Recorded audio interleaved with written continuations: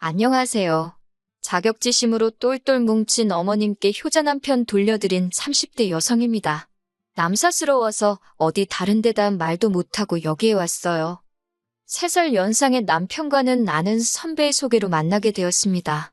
당시 저는 대기업에 종사한 지 5년 차였고 남편은 석박사를 마친 뒤 사회생활을 시작해 공기업 근무 4년 차였지요. 근무하는 곳은 달랐어도 전공한 분야가 비슷해서 첫 만남부터 대화가 잘 통했고 그래서 자연스레 금방 가까워졌어요. 그러다 사귄 지 1년이 넘었을 때 남편이 홀어머니와 살고 있다는 사실을 알게 되었습니다. 그걸 알게 된 계기는 조금 망신스럽지만 까놓고 이야기해서 저나 남편이나 나이는 먹을 만큼 먹었고 알만한 건 아는 나이였는데 도통 자기 집에 저를 들이려고 하지 않더라고요. 제가 남편 집에 가고 싶어 환장을 했던 게 아니라 남편이 주말엔 또 주말대로 바쁘고 그래서 데이트도 자주 못했거든요. 그러다 보니 혹시 유부남인가 언젠가부터 그런 생각이 자꾸 들대요. 그래서 점점 더 남편 집에 가봐야겠다고 생각을 하게 되었지요. 그리고 하루는 술도 안 먹은 맨정신으로 남편에게 집 좀 보자고 고집을 부렸습니다. 그러자 그제서야 남편이 꽤나 난처해하더니 사실은 어머니랑 산다고 하더라고요. 그런데 그때도 저는 남편이 되도 않는 거짓말을 한다고 생각했어요. 그래서 못 믿겠다. 직접 내 눈으로 봐야겠다고 우겼지요. 그러자 남편도 어쩔 수 없다는 듯이 저를 집으로 데려갔어요. 그리고 다행이라고 해야 할지 어머님은 외출 중이셔서 뵙지는 못했지만 집만 딱 훑어봐도 남편이 거짓말하지 않았다는 걸 알겠더라고요. 그래서 그때 남편한테 정말 미안하다고 몇 번이나 사과를 했어요. 남편에게 어머니랑 둘이 사는 걸 왜 말하지 않았냐 물으니 그냥 요즘 누가 홀어머니랑 사는 남자를 좋아하겠냐며 제가 어떻게 생각할지 몰라서 말을 못했답니다. 그때는 그런 남편이 안쓰러워 보이기도 했고 내가 이 남자한테 그렇게 믿음을 못 줬나 싶어서 미안하기도 했어요. 한창 남편과 저 두 사람 사이에 사랑이 꽃필 때였으니 그럴만도 했지요. 그래서 남편한테 나는 괜찮다. 홀어머니가 무슨 죄도 아니고 다 이해할 수 있다 했습니다. 그러자 남편 얼굴도 금세 화색을 띠더라고요. 하지만 그게 제가 제 발등을 도끼로 찍는 일이 될 줄 그땐 몰랐네요. 이후로 남편은 데이트 도중에 맛집이나 경치 좋은 곳에 가게 되면 그렇게 어머님 생각이 난다 소리를 자주 하기 시작했어요. 아마 그전에도 생각은 났을 텐데 제 앞이라 말만 안 했던 거겠지요. 그리고 예를 들어 지난주 주말에 저랑 강릉에 가서 데이트를 했는데 너무 좋았다. 그러면 그 다음 주에 어머님을 모시고 똑같은 코스를 가더라고요. 앞서 말씀드렸다시피 주말엔 남편이 바빠서 데이트를 잘 못했다고 했잖아요. 그래서 제가 유부남인가 의심을 했다고. 그런데 사실은 그때도 이런 생활 패턴으로 지내고 있던 거예요. 한 주는 저랑 한 주는 어머님과. 그런데 이게 제 눈에는 되게 살가워 보였어요. 저도 위로 2살 많은 오빠가 있는데 저희 오빠는 부모님한테 굉장히 무뚝뚝하거든요. 그래서 남편이 어머님한테 하는 게 되게 자상해 보였고 결혼하면 저한테도 그렇게 잘해주겠구나 싶어서 좋아 보였어요. 그리고 한 반년쯤 지났을 무렵 남편이 저에게 프로포즈를 해왔습니다. 저처럼 소박하고 마음 넓은 여자와 함께라면 평생을 행복하게 살 수 있을 것 같다고요. 소박하다는 말이 저에게 돈을 많이 안 써도 될 것 같다. 마음 넓다는 말이 홀어머니한테 몰래 들이든 이해해줄 것 같다 라는 뜻인 건 살면서 깨닫게 되었습니다. 지금도 그때를 생각하면 그게 말이냐 막걸리냐 하고 퍼부숴주고 싶은 심정이에요. 하지만 그때는 제 눈에 콩깍지가 씌어도 몇 거풀로 씌어 있었고 저는 그런 남편의 멍청한 프로포즈에 좋다고 했습니다. 나이가 30 중반이 되어갔으니 조급했던 제 마음도 결혼이란 결정을 내리게 만든 원인 중 하나였고요. 아무튼 그렇게 결혼 준비를 시작하면서 알게 된 게 남편이 어머님과 지내는 생활비 대부분을 부담하고 있었다는 거예요. 다행히 집 자체가 어머님 명의였고 대출 같은 건 없어서 관리비에 보험료에 먹고 사는데 들어가는 정도였지만 그래도 100만 원이 훌쩍 넘었어요. 남편이 먼저 말하기를 대학원까지 어쨌든 어머님 덕분에 마칠 수 있었으니 이건 자기가 해야 할 도리랍니다. 결혼하고 나서도 계속 이렇게 드려야 하냐니까 그래도 다행히 그건 아니래요. 자기가 결혼해서 나가면 어머님이 그 집을 팔고 작은 데로 이사를 하실 거고 그 차액으로 생활을 하시기로 하셨답니다. 그래도 계획이 있으니 다행이다 싶었지요. 문제는 상황이 그렇다 보니 결혼을 하면서 시댁 일하고 해봤자 어머님이지만 뭐 경제적 지원을 기대할 수 없는 상황이었어요. 남편이 모아둔 돈도 저보다 2천만 원 적었고요. 게다가 저희 친정부모님이 5천만 원을 더해주시면서 졸지에 제가 7천을 더 해가게 되었습니다. 어머님은 결혼식 당일날 축의금으로 들어온 600만 원을 저희에게 주셨고요. 그리고 돌이켜 생각해보면 신혼여행에서 돌아온 직후 저희 사이가 삐그덕거리기 시작한 것 같아요. 남편이 먼저 어머님이 주신 600만 원 이야기를 꺼내면서 마음이 안 좋다 그러는 거예요. 제가 왜 그러냐니까 그냥 어머님한테 큰돈을 받았더니 아들로서 죄송스럽다나요.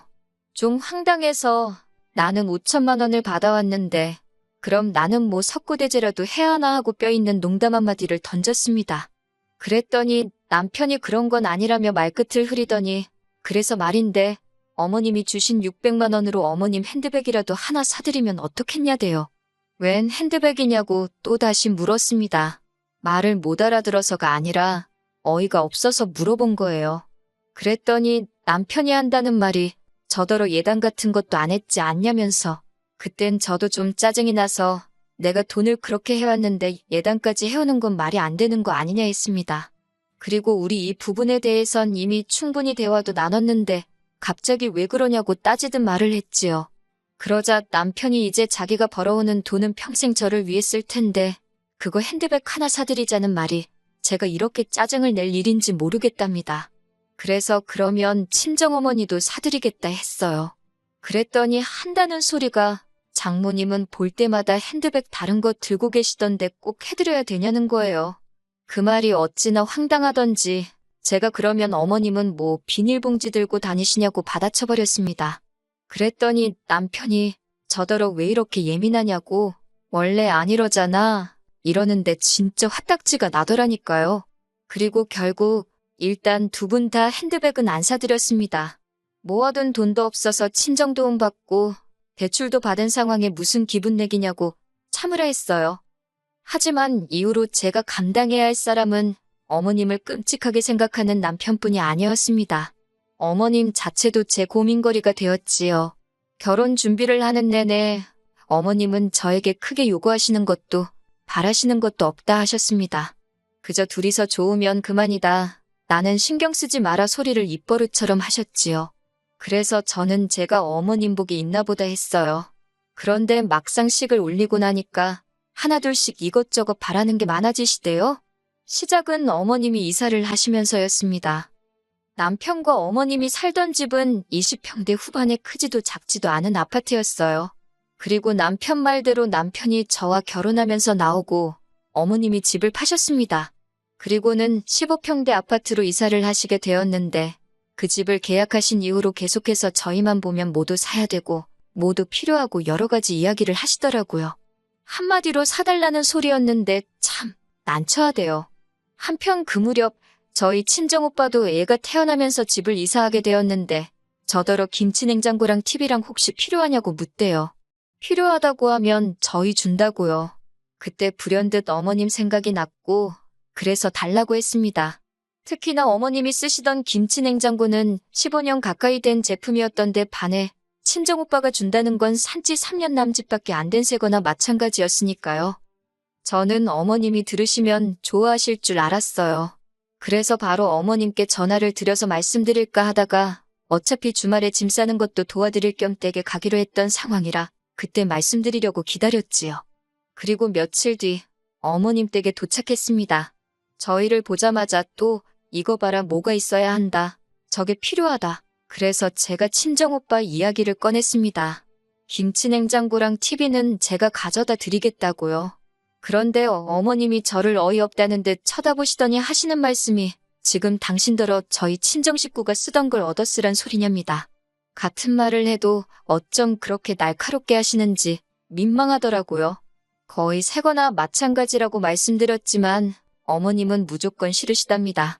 새로 이사 가는데 재수없게 남이 쓰던 걸 쓰라 그러냐면서 제 눈엔 당신이 뭐 거지로 보이냐고 그래요. 혼자 사는 시애미한테는 아무거나 갖다 줘도 얼싸 좋다 할 줄 알았냐면서 어머님이 어찌나 노여워하시던지 저도 모르게 눈물이 나더군요. 그러자 남편이 어머님더러 한다는 말이 제가 생각이 짧아서 그런 거니 어머니가 이해 좀 해주세요 그러는 거예요. 생각이 짧다니 짧긴 뭐가 짧다는 건지 황당해서 남편을 쳐다봤습니다. 그랬더니 남편이 얼른 어머님한테 죄송하다 그러라며 강제로 제 머리를 막 숙이려 드는 게 아니겠어요? 그런 남편의 태도에 저도 불쾌해서 이러지 말라 했습니다. 내가 뭘 잘못했냐고. 어머님도 싫으면 그냥 싫다 하시면 되지. 말씀 그렇게 날카롭게 하시는 거 아니라고. 그리고는 죄송하다 짧게 인사하고 먼저 어머님 댁에서 나왔습니다. 남편더러 나는 먼저 집에 가야겠다고 당신은 알아서 하라고 했지요. 솔직히 구차한 말이지만 저는 남편이 저를 따라와 주길 바랬습니다. 하지만 홀씨어머니의 힘이란 제가 생각했던 것 이상이더군요. 어머님 혼자 어떻게 저렇게 두고 가냐며 자기는 하루 자고 올라온다는 남편 말에 가슴이 무너지는 것 같았어요. 그리고 정말 이튿날 늦은 오후나 돼서야 남편이 집에 돌아왔습니다. 그리고는 저더러 할 말이 있다면서 이야기 좀 하자대요. 저도 마음이 상할 대로 상한지라 대화 같은 건 하고 싶지 않았지만 그래도 한 집에서 어디 피할 데가 있어야지 말이에요. 그렇게 남편과 마주 앉았습니다. 남편이 깊은 한숨을 내쉬더니 결혼 전엔 안 그러더니 저더러 왜 이렇게 돈 쓰는데 인색하게 구냐고 물어요. 그걸 질문이라고 하는 거냐고. 결혼하면서 친정에 손 벌려 대출 받아. 우리가 지금 갚을 돈이 얼만 줄 알긴 하냐고 제가 남편에게 되물었습니다. 그리고는 남편한테 당신도 그렇고 어머님도 그렇고 결혼식 하기가 무섭게 왜 이렇게 돈을 못 써 안달이냐고 따졌어요. 당신은 무슨 핸드백 타령을 하지 않나.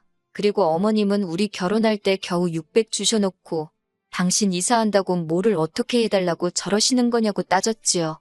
그랬더니 남편이 저더러 어머님 입장에서 한번 생각해보래요. 결혼하기 전이었으면 아들인 자기가 다 해드렸을 것들인데 이젠 제 눈치를 봐야 하니 어머님도 얼마나 고역이겠냐고요. 어이가 없어서 그러면 아들 장가를 왜 보내셨냐고 옆에 끼고 둘이서 알콩달콩 살아야지 하고는 빽소리를 질러버렸어요. 결혼했으면 가정에 충실한 게 맞고 아내한테 상의하고 돈 쓰는 게 맞지 결혼 전처럼 살 거면 뭐하러 결혼을 하냐고 제가 연신 맞는 말만 해댔답니다. 그랬더니 그제서야 남편도 좀 주춤하더니 일단 알겠다고 하대요. 자기는 제가 친정에도 살갑고 이래저래 잘하니까 어머님한테도 그럴 줄 알았다면서 그때 속으로 이 남자가 도대체 무슨 생각으로 나한테 결혼을 하자고 한 건가 그런 생각이 들더라니까요. 그런 한바탕 소동 이후로 어머님 이사하시는데 100만 원 딱 보태드리고 아무것도 안 해드렸어요. 100만 원도 솔직히 제 마음 편하자고 해드린 거지 마음에서 우러나서 드린 돈은 아닙니다. 그리고 이후로 어머님한테 찾아가고 뭐 챙겨드리고 그러는 건 남편더러 당신 용돈으로 하든 어쩌든 알아서 하라 했어요. 그때부터 저희 부부 돈 관리도 따로 하게 되었고요. 이 모든 일이 결혼한 지 6개월 만에 벌어졌습니다. 결혼에 대한 회의감이 들었고 마음 같아서 물리고 싶었지만 나이가 나이인 만큼 주변 사람들 눈도 신경 쓰이고 이혼이 말처럼 간단한 건 아니잖아요? 그리고 이후로 남편하고 그럭저럭 다시 괜찮게 지냈어요. 안 좋은 날이 있으면 좋은 날도 있고 그랬지요. 어머님과의 사이도 좋을 것도 나쁠 것도 없이 지냈습니다. 다만 그 벌은 못 버리시고 저만 보면 앓는 소리 하시면서 뭘 그렇게 사달라 하셨는데 그럴 때마다 저도 대출 갚기 전에는 못 해드린다 했지요. 그렇게 결혼한 지 2년이 넘어가던 날이었어요. 어머님이 건강검진 때문에 겸사겸사 저희 집에 오신 날이었지요. 검사를 마치고 셋이서 늦은 점심을 해결하기 위해 동네 매운탕집에 갔습니다. 자리에 앉아 식사를 하면서 이런저런 이야기들을 나누던 도중 남편이 갑자기 폭탄 선언을 하대요. 조만간 회사를 때려치고 사업을 하려고 한다는 겁니다. 저랑 한번 상의한 적도 없던 일이라 그게 무슨 소리냐고 갑자기 잘 다니던 회사를 왜 때려치냐 했어요. 그랬더니 자기 부서에 일머리도 없고 멍청한 사람이 하나 있었는데 그 사람이 회사를 나가서 창업을 했답니다. 그런데 그게 대박이 나서 지금 사장 소리 듣고 다닌다고요. 그런 사람도 하는데 자기라고 못할 게 있겠냐며 저더러 좀 도와달라나요?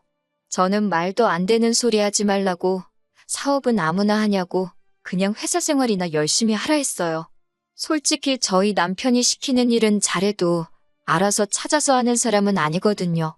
그런데 남편이 그러지 말고 자기 한번 믿어보랍니다. 어머님은 앞에서 당신 아들한테 뭐라고 하는지 두고 보자 하는 눈으로 저를 째려보고 계시지, 남편은 밑도 끝도 없이 사업 타령이지 정신이 하나도 없었어요. 제가 남편더러 사업 아이템은 생각해놨냐, 자본은 있냐 물었습니다. 그랬더니 무인 책방을 하겠다나 어쩐다나 그러면서 초기 자본금으로 1억이 필요하대요. 어이가 없어서 웃었습니다. 제가 남편더러 당신은 얼마나 모아놨냐니까 우물쭈물 하더니 천 어쩌고 그러는데, 저희 남편이 한 달 실수령액이 450 가까이 됩니다. 적지 않은 돈이지요. 그리고 제가 알기로 그중에서 공동생활비로 100만 원을 내놓고요. 대출이자는 남편이 40, 제가 20씩 내고 있어요. 집을 구할 때 제 돈이 더 많이 들어갔으니까요.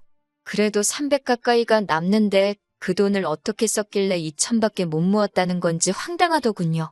그리고 당연히 제 의심은 어머님한테로 향했습니다. 나 몰래 어지간히 퍼날랐구나 싶었거든요. 그런데 어머님이 대번에 남편이 얼마를 모았건 어쨌건 그걸 왜 네가 신경 쓰냐며 잔소리를 하시대요. 옛날 같으면 남편이 사업한다고 하면 친정어머니 머리를 팔아서라도 돈을 구해오는 게 마누라의 도리였다면서요.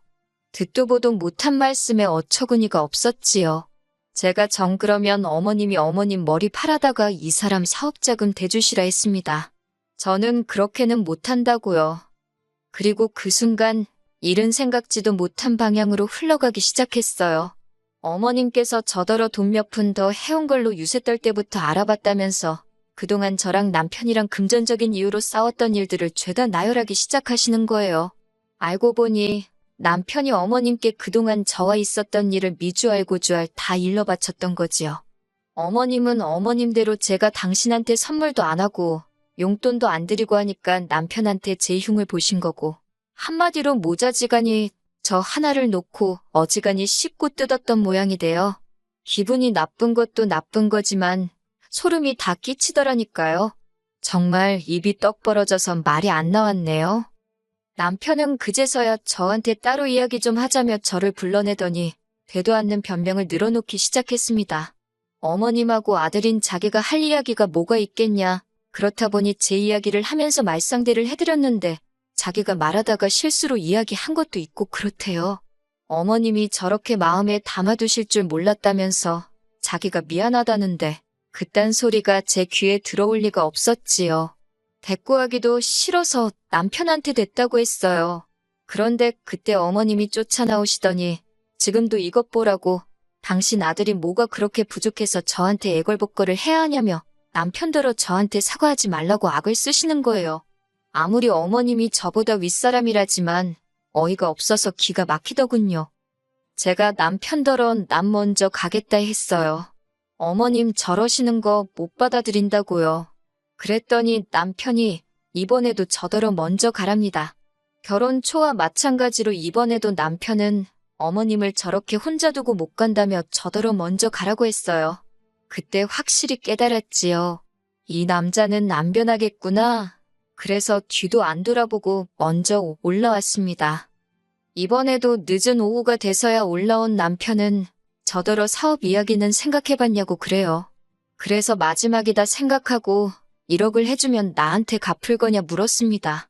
그랬더니 부부 사이에 갚고 말고 그런 게 어딨냐면서 대신 자기가 대박이 나면 저는 사모님 소리 듣고 사는 건데 좋지 않냐고 그래요. 그러면서 혼잣말처럼 그러면 평수 넓은 아파트로 이사도 하고 어머니도 모시고 오면 되겠다나요? 꼴 같지도 않아서 제가 됐다 그랬습니다. 1억 해줄 생각도 없고 어머님을 모시고 오긴 어딜 모시고 오냐고. 그 말에 남편도 발끈해서는 자기가 벌어다주는 돈으로 먹고 살면 어머님 정도는 모시는 게 당연한 거 아니냐는데, 아니 사업을 시작한 것도 아닌데 벌써부터 김칫국을 처먹고 있더라니까요. 그리고 이후로 고민 끝에 저는 남편과 이혼을 하기로 결심했어요.